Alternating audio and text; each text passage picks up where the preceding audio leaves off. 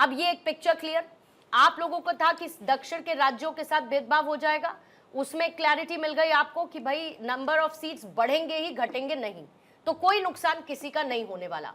अब कुछ बदलाव है या वो विरोध अभी भी जस का तस है समाजवादी पार्टी का?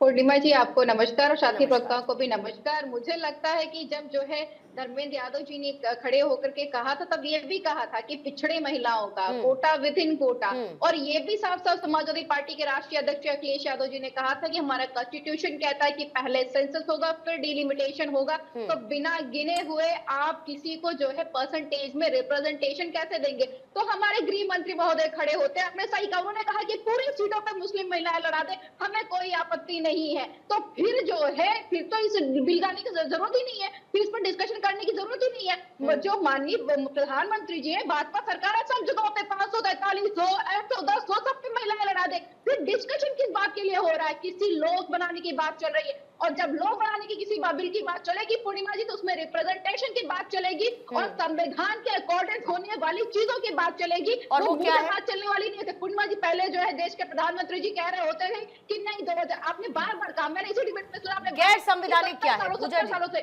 पूजा जी, गैर संवैधानिक इसमें क्या है? आपने संविधान का जिक्र किया, 73 एंड 74 अमेंडमेंट नहीं याद है? आपने संविधान का जिक्र किया पूजा जी। आज हम इसकी डिस्कशन नहीं कर रहे होते।